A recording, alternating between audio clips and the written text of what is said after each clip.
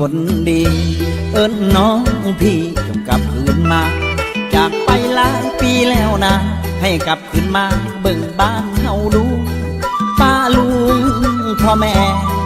พี่น้องรอท่าเจ้าอยู่แม้แต่ลูกควายอีตูโตมันสำแม่แก่ไทยแล้วนา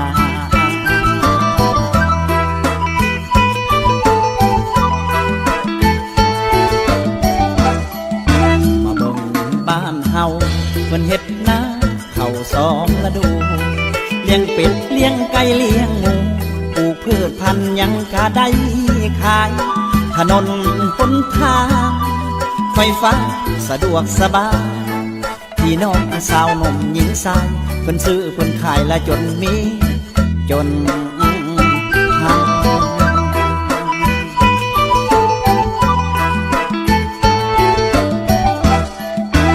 มาเด้อ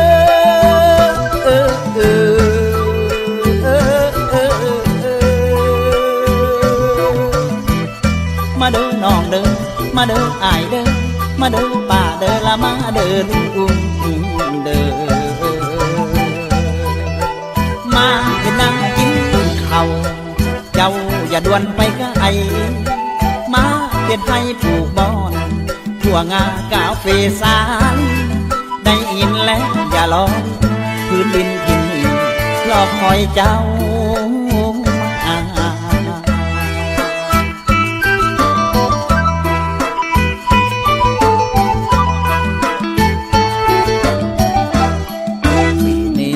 คนดีเอิ้นน้องพี่จงกลับคืนมาอย่าลืมว่ามีคนคอยท่าปีนี้นะมีบุญบังไฟสนุกสุขสันต์ผู้คนร่วมกินร่วมใจพร้อมกันบุกหน้าก้าวไปถึงจุดมุ่งหมายบ้านเมืองเจริญ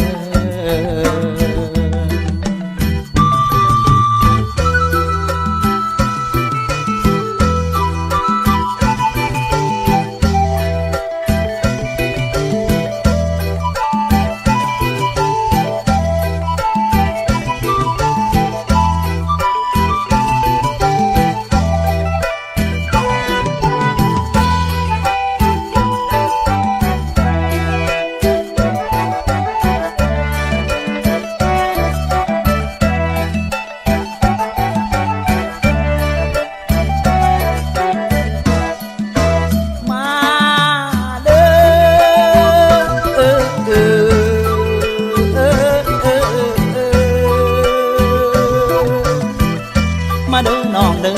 มาเด้ออ้ายเด้อมาเด้อป้าเด้อละมาเด้อลุงเด้อมาเห็นนั่งกินข้าวเจ้าอย่าด่วนไปก็ไอมาเฮ็ดให้ปลูกบอนทั่วงากาเฟสานได้ยินแล้วอย่ารอพื้นดินที่นี่รอคอยเจ้า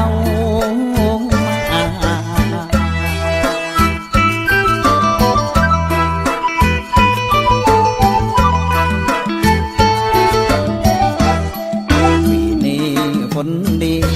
เอิ้นน้องพี่จงกลับคืนมาอย่าลืมว่ามีคนคอยท่าปีนี้นะมีบุญบังไฟสนุกสุขสันต์ผู้คนร่วมกินร่วมใจพร้อมกันบุกหน้าก้าวไปถึงจุดมุ่งหมายบ้านเมืองเจริญ